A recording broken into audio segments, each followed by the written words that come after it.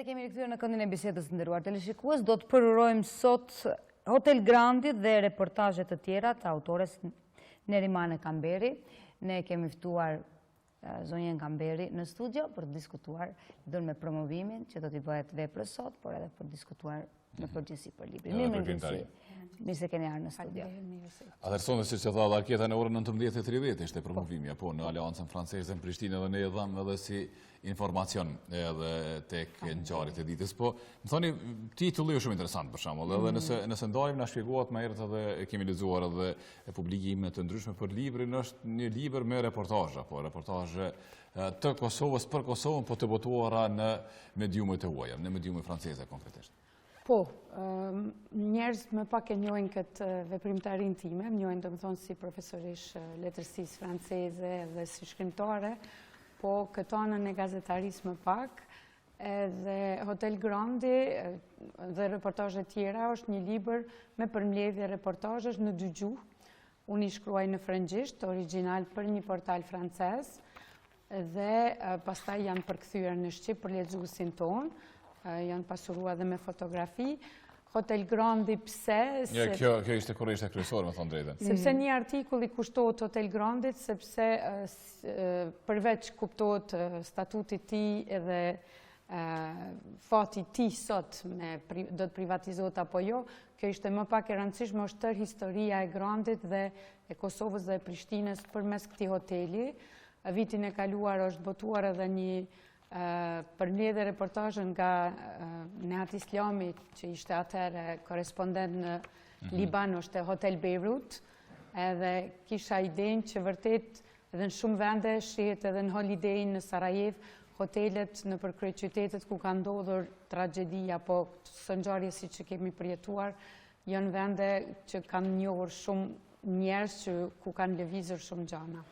Përfshin histori, përfshin kulturë, gjithashtu sepse nga kjo që po shoh, për shembull një pjesë është dedikuar edhe artit e kulturës vendit tonë, reportazhet përmbledhura, për shembull dokufesti Fati i Madh i Kosovës në ekranin e madh, Fati i Kosovës në ekranin e madh, edhe flitet këtu për shumë festivale apo se si ata e shohin Kosovën përmes artit dhe kulturës. Po, absolutisht. Do me thonë, nuk është vetëm përmbledhje me artikuj politik, ka një apo dy intervista ndoshta. Kuptohet që politika gjithmonë aty në rreshta do të paraqitet, po ka të bëjë me kulturën, ka të bëjë me besimin. Njëra i kushtohet kishës së Lapushnikut. Po, fotografinë që e përzihet. Me fotografinë aty. Trepçës, njëra është i kushtohet Newbornit, ku përmes Newbornit flas për pavarësinë, edhe siç e thash para emisionit, artikullin ndoshta që është edhe imi preferuar, quhet Shëtitja në përbaret edhe lokalet e Prishtinës. Me rastin e 10 vjetorit të pavarësisë. Po, 10 vjetorit të pavarësisë, ku prej 90-tave deri te lokalet ku dalim sot flitet për krejt rrugtimin tonë deri në pavarësisë dhe pas pavarësisë. Po, zonja Kamberi, çka keni parasysh kur shkruani në këto reportazhe? Se janë reportazhe që po e themi, shkruhen për publikun francez apo ose për audiencën e gjerë, lexuesin francez që mund të jetë në Francë, në Belgjik, kudo qoftë në botë apo jo. Kështu që ju mundoni t'i bëni sa më të qarta dhe më të kapshme situatat e Kosovës për atë audiencë apo jo? Po, reportazhi është një lloj tregimi, domethënë kuptohet që ka analizë aty, analizë politike apo analizë situatës përgjithshme, po gjithmonë duhet t'ja tregoj një ngjarje, t'ja paraqes një personazh nga Kosova, edhe me shumë realitet, edhe kuptohet gjithmonë me shumë respekt ati realiteti edhe të këto rrethë. Ku lejohet edhe letërsia, po ju e kam edhe të ajo që mundoni, si më thonë, ta bëni më të bukur Kosovën përmes këtyre reportazheve, ta pasqyroni, si më thonë, jo bash ashtu siç ne i kemi me ato kritika, me ato të metat, po ta paketoni pak më ndryshe. Nuk e zbukuroj, ashtu e tregoj, tash është kuptohet stili i shkruarit. Një ndër reportazhet aty ka të bëjë me Maestro Karacin, i cili ka qenë filharmonist apo i ka ra harmonikës, ka qenë memoria e Kosovës. I kushtoi shumë rëndësi memorjes, sepse sidomos në kohën e sotme ku çdo gjë mundohet shkon shumë shpejt, edhe ku të rit kuptohet janë të drejtuar ka ardhmja, shumë shpesh e harrojmë edhe të kaluarën, që nuk është gjithmonë ajo e kaluara tragjike, po është një kaluara një e kaluar të cilën dua t'ja prezentoj të tjerëve, me personazh edhe kogja personazh simpatik ka. Dhe kësaj të kaluare, padyshim i përket edhe dhunimi i femrave në vendin tonë, pjesë të rëndësishme të librit e keni bërë edhe këtë kapitull. Trupi i gruas nuk është fush betej, kështu keni quajtur? E keni titulluar në fakt? Po, dhe më thonë është citat, nuk është të thënje ime, është 2 artikuj i kushton grave të dhunuara të luftës. Njëri është një reportazh me gratë cilat i kam takuar dhe intervistuar, ku kuptohet flasë për atë që i ka ndodhur, po sidomos edhe situatën e tyre sot. Edhe njëri kushtohet instalacionit të cilin e kemi pa gjithë në stadiumin e Prishtinës. Dhe kjo ka qenë një reportazh i lexuar shumë, sepse kuptohet fati këtyre grave është një fat i cili i intereson të gjithë dhe jo vetëm në Kosovë, po në mbar botën.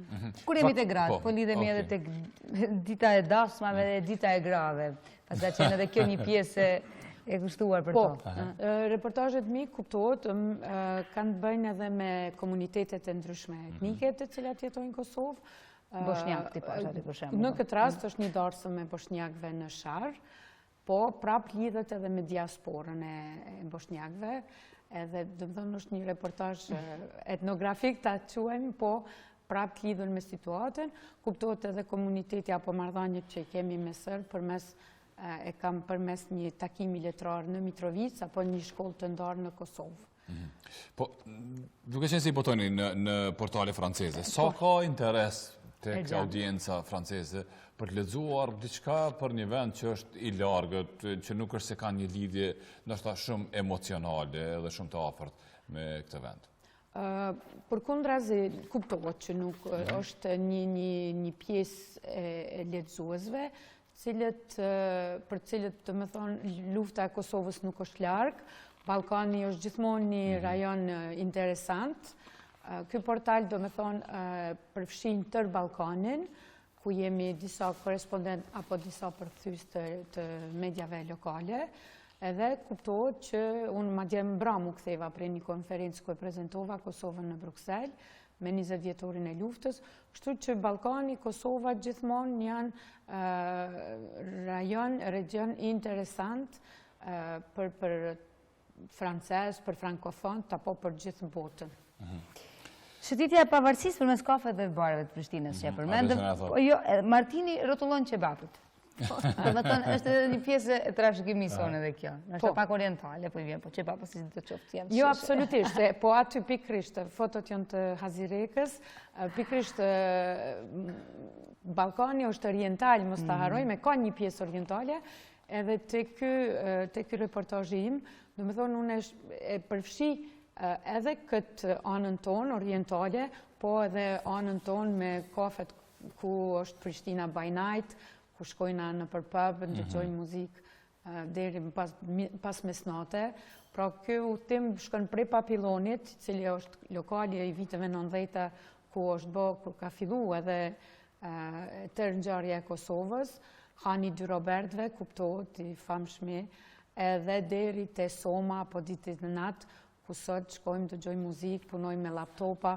Pra kretë është evoluimi i Kosovës dhe i Prishtinës. Në fakt, Kosova dhe Prishtina nëse shre, ka pamje të ndryshme. Varet cilin pamje përzedh për ta prezentuar dhe mandej mund të duket orientale, mund të duket primitive në thojza, ose mund të duket ultramoderne.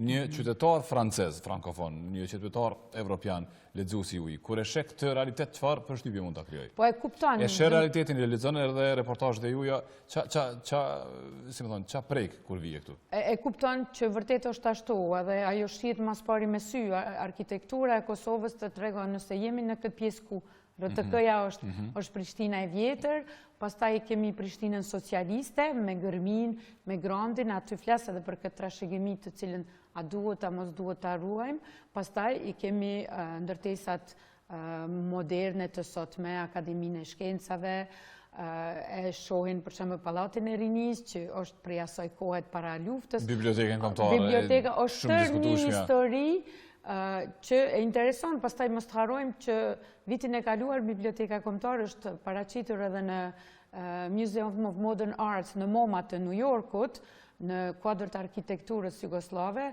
edhe njerëz janë shumë të interesuar nga kjo arkitekturë. Pra vetë pamja e Prishtinës e tregon që këtu është një histori që ka kaluar që duhet ta njohin edhe të tjerë apo jo. Pre orientalizmi deri sot, e pastaj nëse dalim për te është tulpiana me të kaluar në antike, kështu që për ta e shohin një pasuri, e na që jetojmë këtu, atëherë është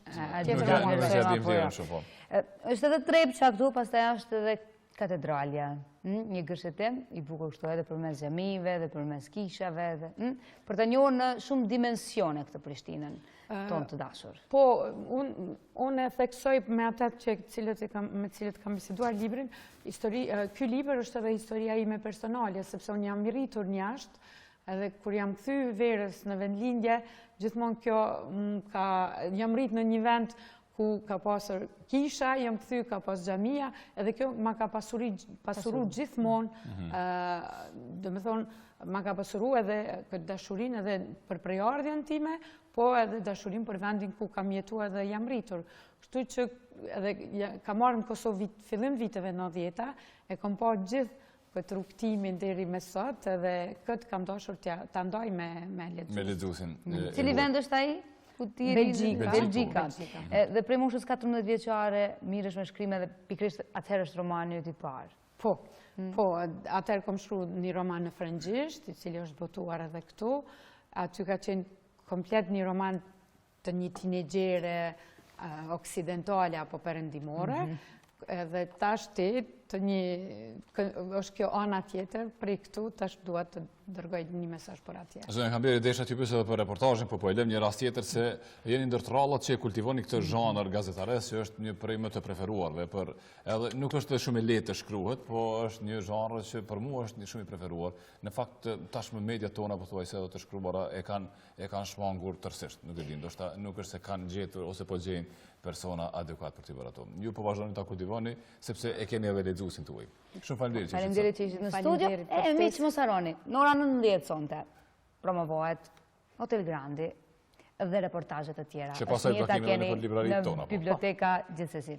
Faleminderit shumë që ishit në studio. Faleminderit. Kalojmë tek lajmet e orës 8, nderuar televizionistë. Rikthehemi në pjesën e dytë sepse kemi shumë materiale.